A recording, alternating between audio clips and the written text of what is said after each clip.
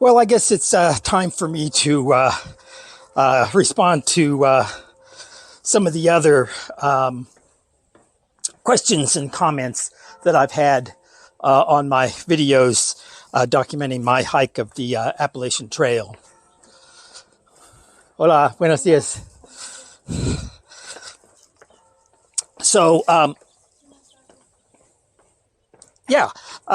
actually, I'm walking down from my home to Parque Juarez here in San Miguel de Allende, and the reason I started recording here is that actually is relevant to one of the responses I have to one of the main questions that people had, and I have, about my experience on the Appalachian Trail, and that's when am I going to be getting back to the trail? I actually touched on that question, that number one question, a little bit in my last video, but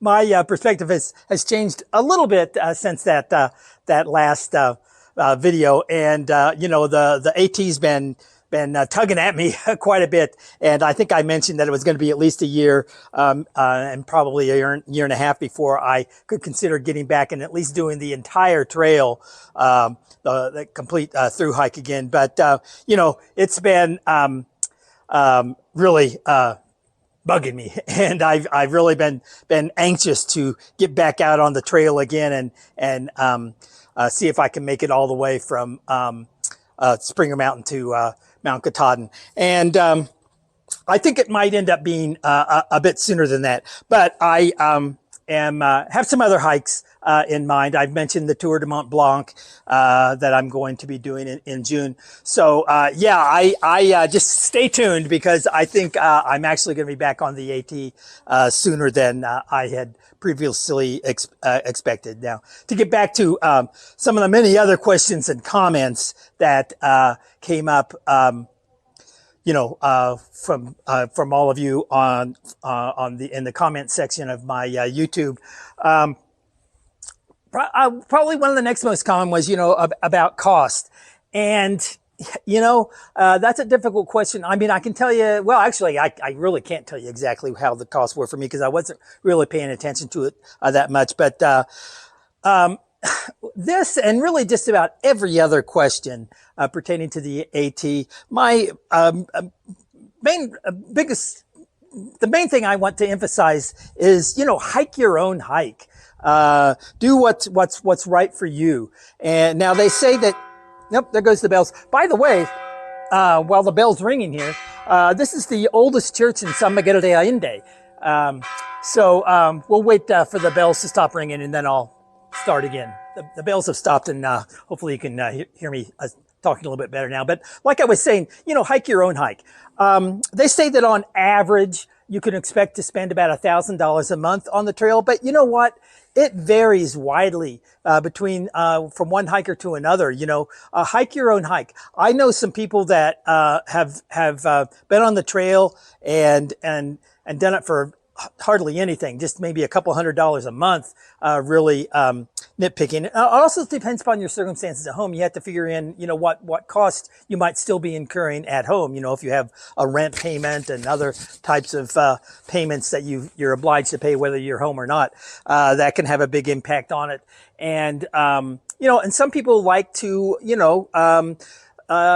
take in some of the luxuries. There's a big red wasp that's flying around.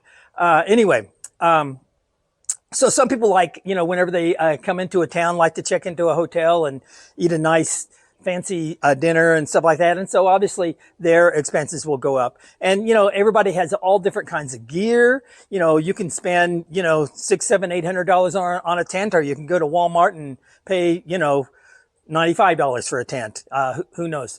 So yeah, it can vary quite a bit. And really my attitude to all of my comments about the trail is, I'm not an expert, and I really, am not necessarily giving advice in my videos.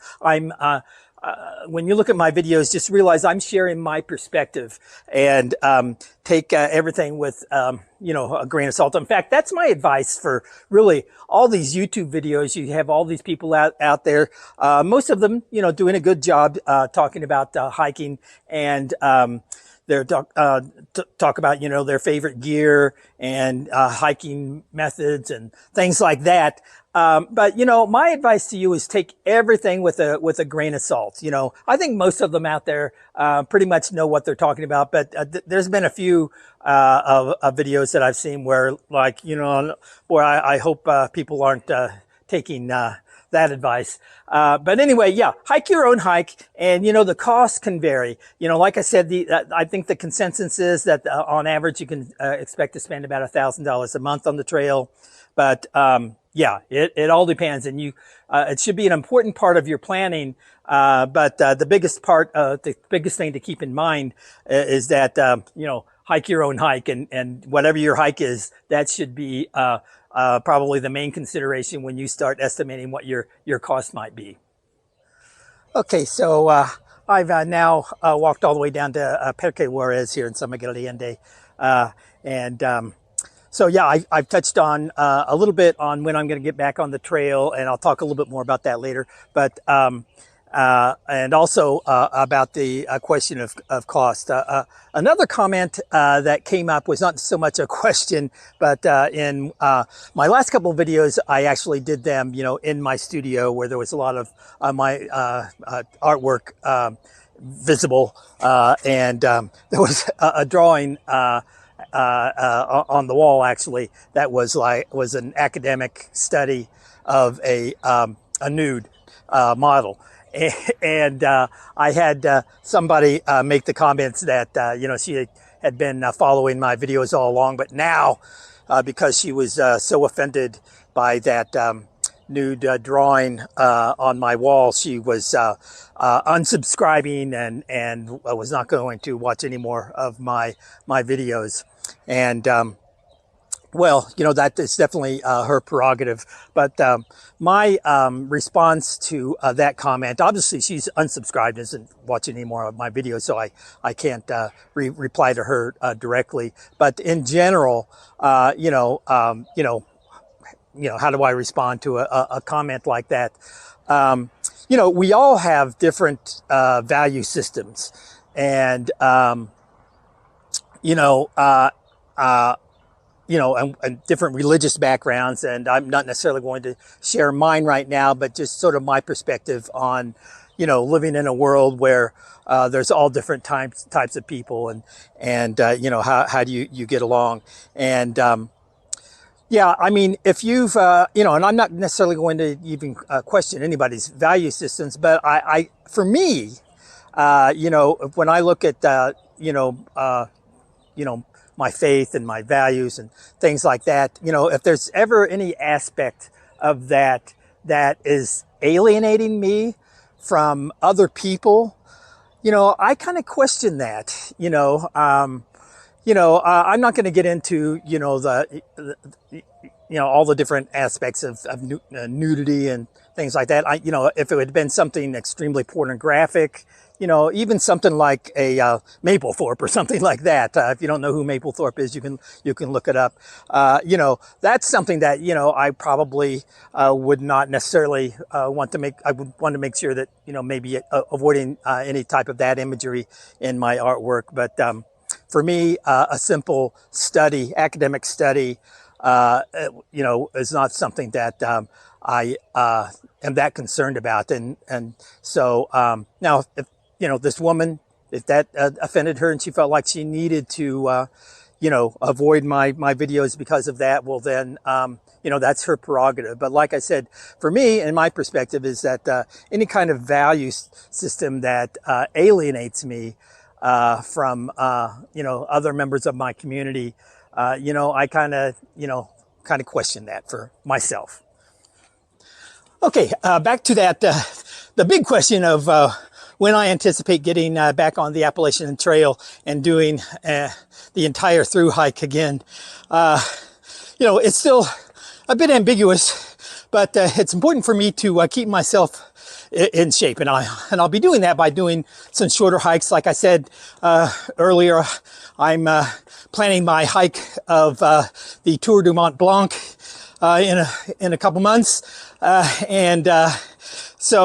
I'm also, and by the way, that's got some serious ascents, and it's a challenging hike, a short but challenging hike in the Alps around Mont Blanc. So it's going to be a great way for me to stay in shape.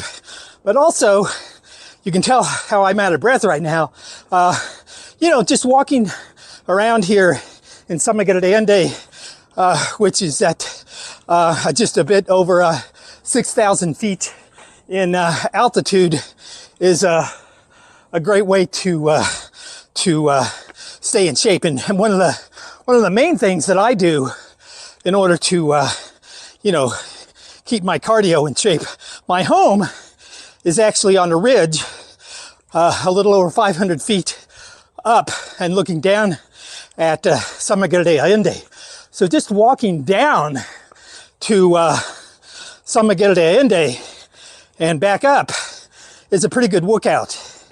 And one of the things I do is, I'll do that, and I might do it, 2 or 3 times in a row, which is, can take a while. The actual walk up, I just left from Parque Juarez, and that should take me about 25 to 30 minutes to get up. But as you can see, there's a lot of steps and steep inclines that are a part of that. And I actually meant to start my Garmin and to track my hiking today before I headed down, but I forgot. So I just started it before I started my ascent. So I'll show you, what my Garmin said about this hike.